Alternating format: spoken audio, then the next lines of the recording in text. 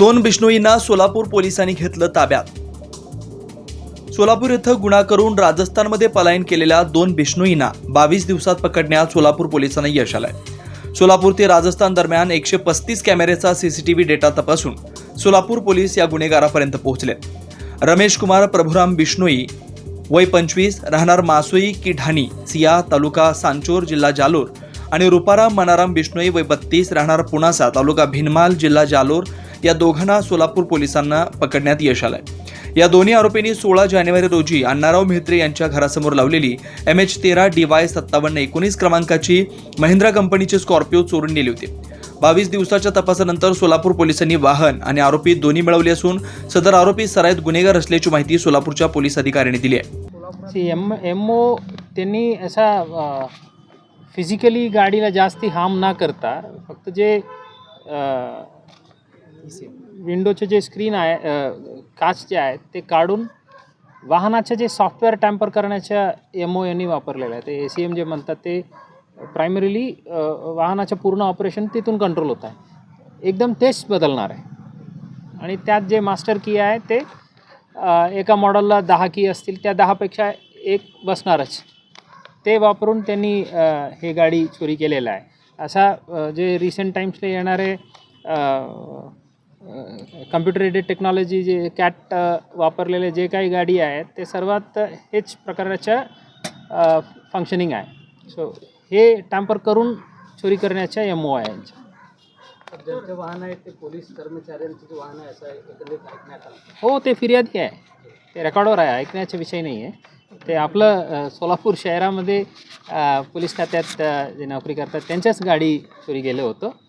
पण त्यांच्याच साथीदारांनी आता हे उघडकीस आणून रिकव्हर केलेलं आहे. सर, दोन्ही आरोपी बिश्नोई आहेत. तेवढं लांबून येऊन गाडी चोरण्याचा उद्देश काय असेल, काय कळाले?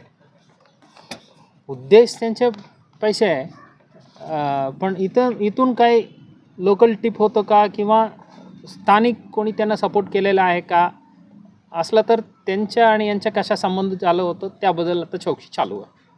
सर, बिश्नोई नाव समोर येत आहे. बिश्नोई गँगचं एक खूप मोठं लॉरेन्स बिश्नोई आणि हे सगळ्या सर्वश्रुत आहे. त्यांच्याशी काय या बिश्नोई गँगचा संबंध आहे? नाही, कारण काय यांच्यातले 302 आणि 307 मधले आरोपी आतापर्यंत तसं काही लिंक आम्हाला मिळाला नाही. इंट्रॉगेशन दरम्यान असं काही झालं तर त्यानुसार जे काही योग्य कारवाई करावं लागेल किंवा एस्केलेट करावं लागेल ते करणार आहे. किती दिवस लागले घटनेनंतर ही गाडी सापडायला? जवळपास 20 दिवस. आता आरोपी 0 इन झाला आणि त्यानंतर त्यांच्यापर्यंत फिजिकली पोहोचवायला वेळ झाला आणि आपल्या टीमनी एखादी लिंक मिळाला, त्यामधून पॉईंट बीला पोहोचल्यानंतर तिकडे एक डुप्लिकेट डॉक्युमेंट त्याचं ओरिजिनल करायची, मग तिथून पॉईंट सी असा करत करत जे खरा आरोपी आहे त्यांच्यापर्यंत पोहोचलो. तर हे चोरीसाठी जे हुंडाई कंपनीची गाडी वापरलेली आहे ती म्हणजे चोरीची आहे का? तेही त्यांच्या मालकीच्या नाही आहे. ते पुण्यातून चोरी गेला अशा आता प्रिलिमिनरी इन्फॉर्मेशन आहे.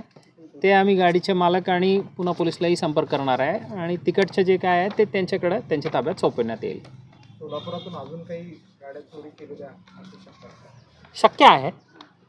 इंट्रोगेशनला निष्पन्न होईल आणि त्यांच्या जे मागच्या काही काळात त्यांनी जे काही मुवमेंट केलेले आहे ते पण रेकॉर्ड आम्ही काढणार आहे. त्यात कुठं कुठं फिरलं, काय झालं ते संबंधित युनिटला आम्ही संपर्क करणार आहे.